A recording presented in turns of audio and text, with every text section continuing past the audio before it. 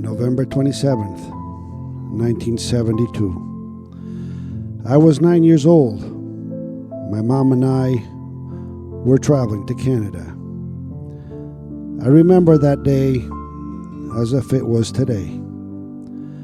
I was so happy because I was going to skip school, see my dad, travel by plane for the first time, spend Christmas in a country with snow. And like other travels I had taken previously with my mom, I thought this one would also be short.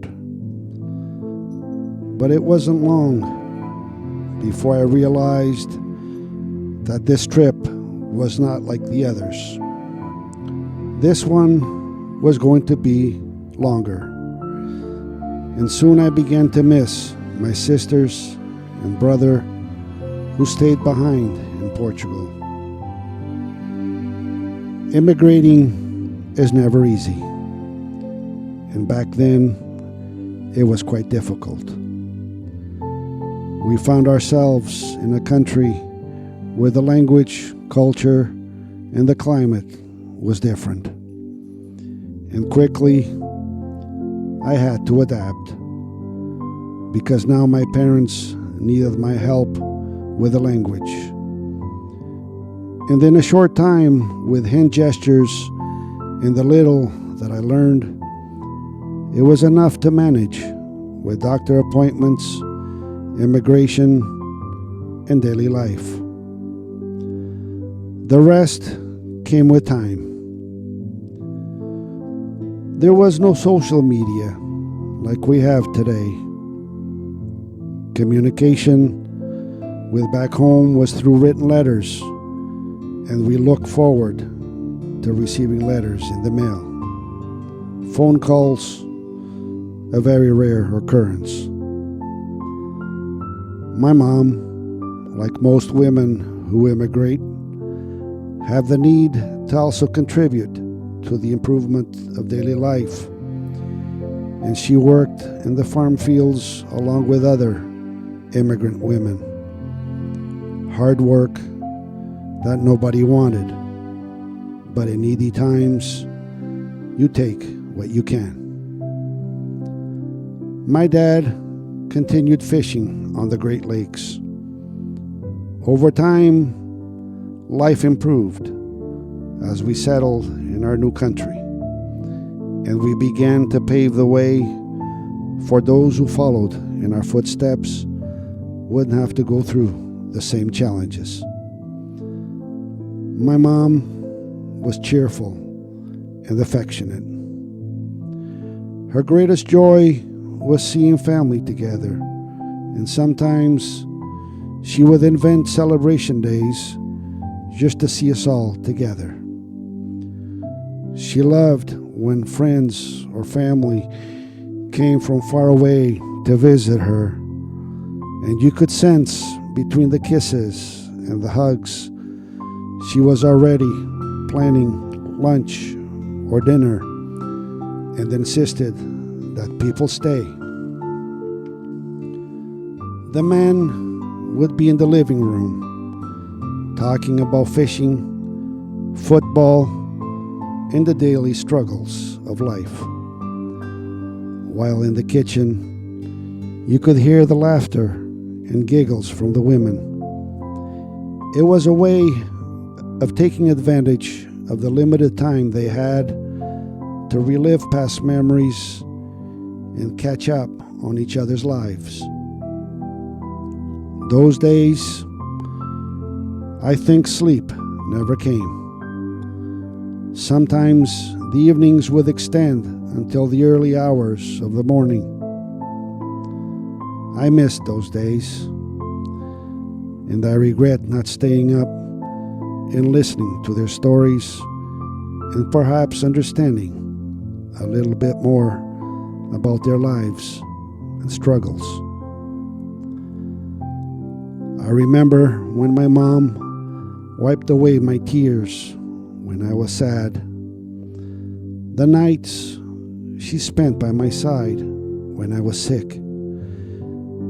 The advice she gave me growing up to put on slippers because the floor was cold, to put on a jacket when going out at night, to not stay out late because she couldn't rest, and to stay away from the wrong crowd.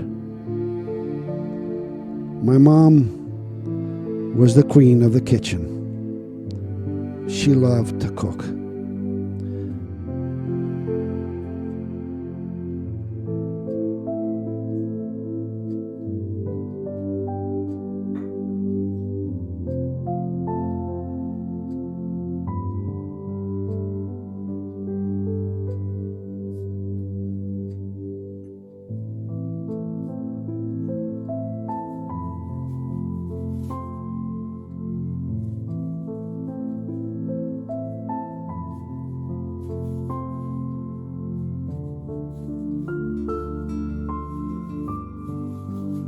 I remember the smell of fried onions, fish over the barbecue, and the chicken roasting on Sundays.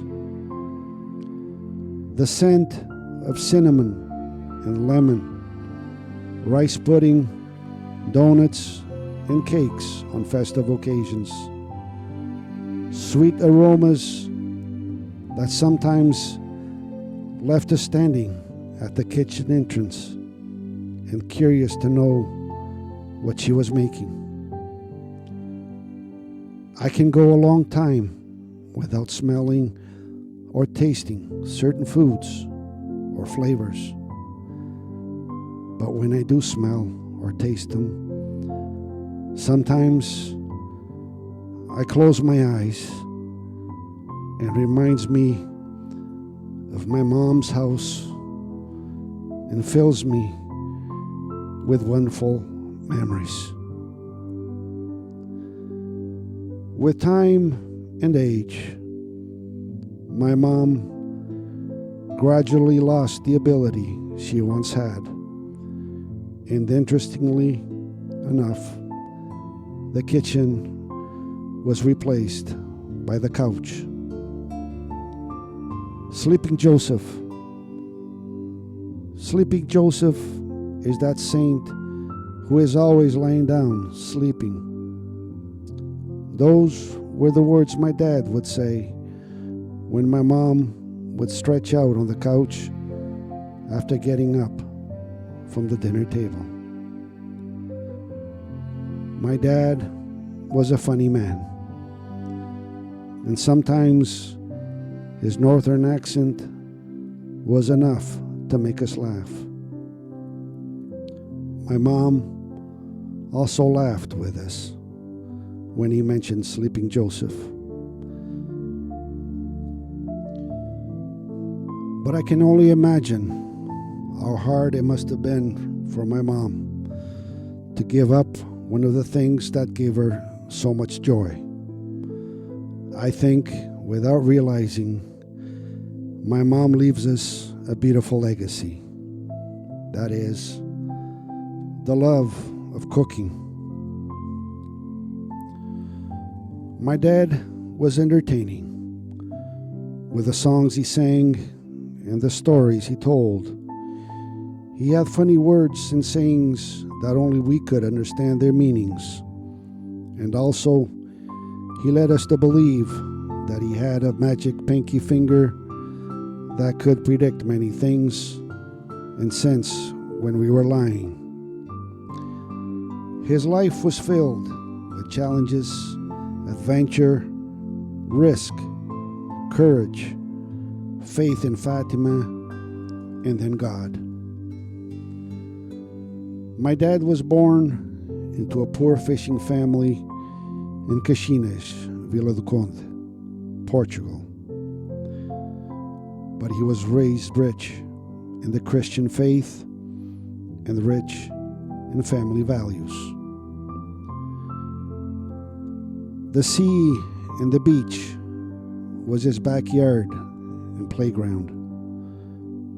The sea is known for its beauty, and those who depend on it for a living know very well that behind its beauty there lies much sacrifice and suffering, screams and tears of despair and distress when the sea becomes violent, tragedies that took away dreams that never materialized and pushed families into poverty and misery.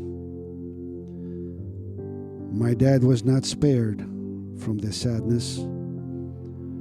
He spoke very little about the day of the tragedy that took his father.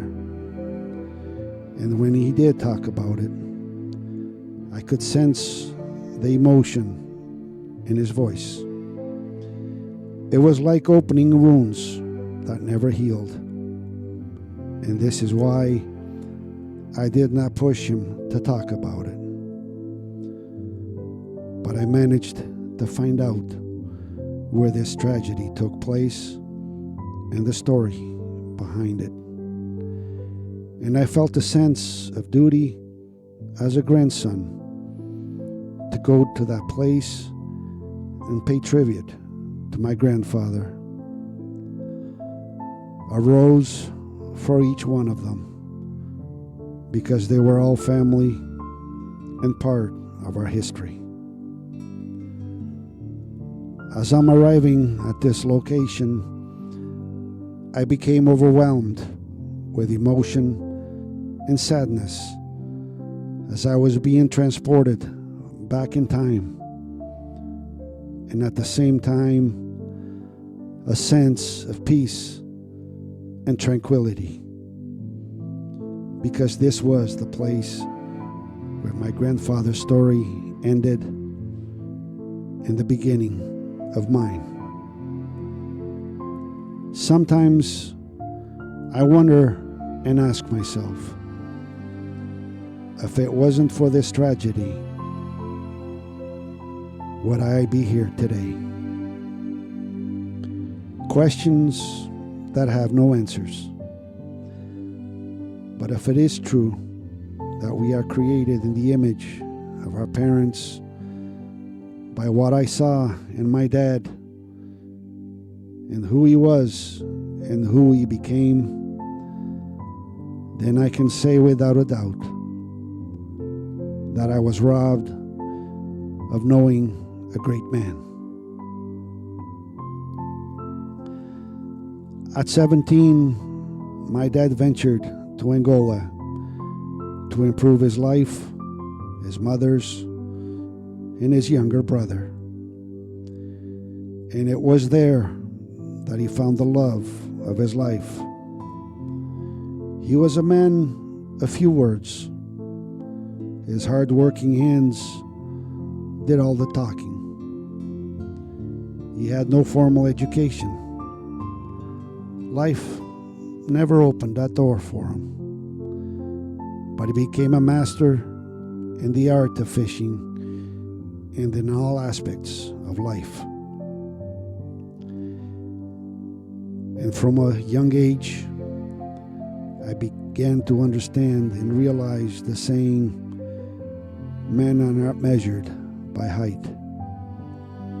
My dad might have been short, but he was a great dad, full of life and strength. Well known and respected among fishermen and those who knew him. Wherever he went, many people knew him, and many would stop him along the way to greet and chat. My dad is the last fisherman of a family with generations of fishing. And I think we save the best for last.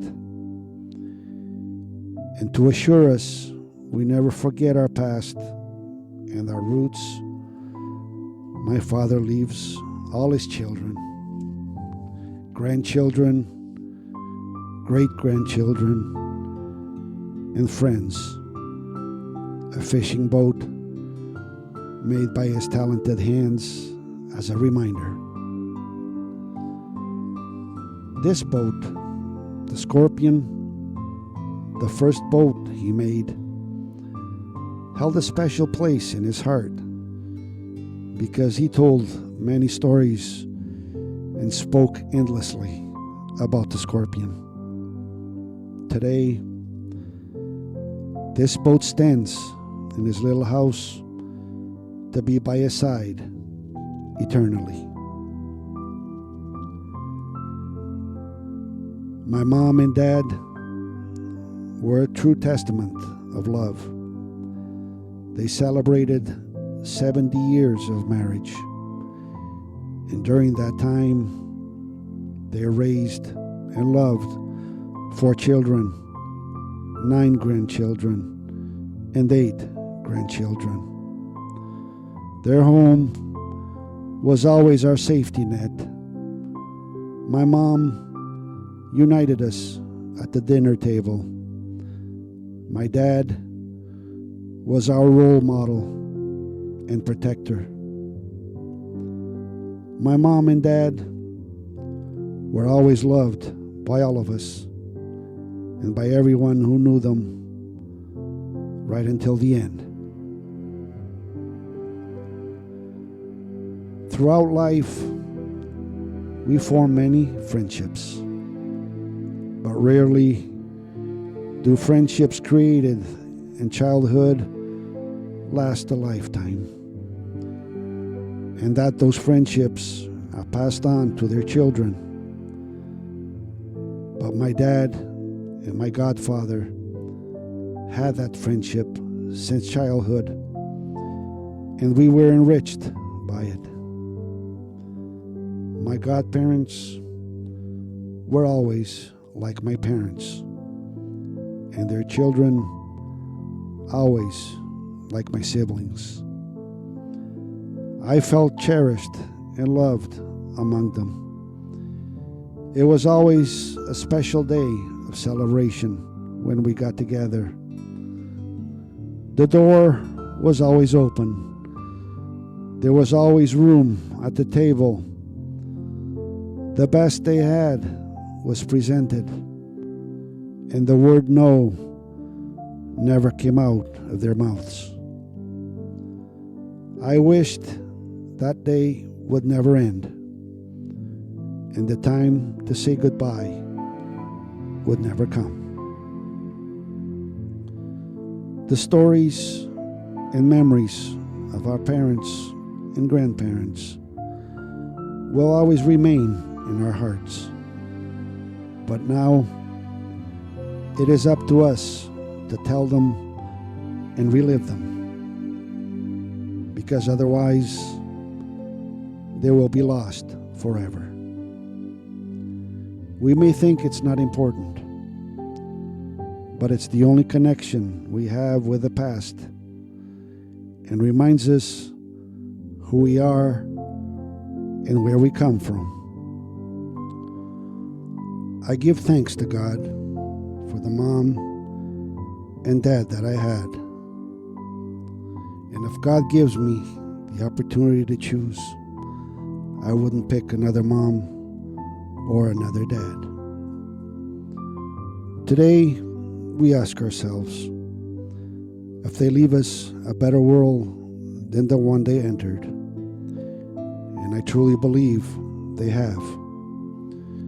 A little more complicated, but much better.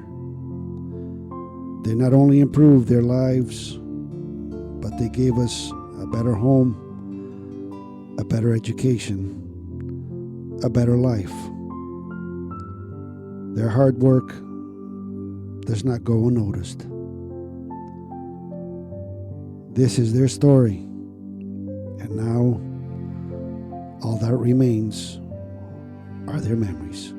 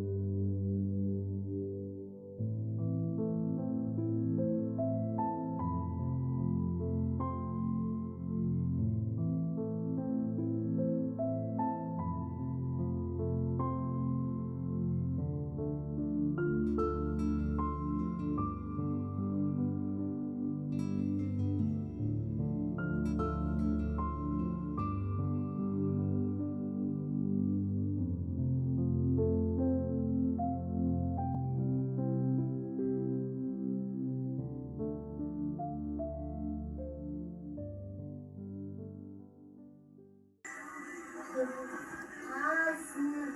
Está artista. Y fuma de...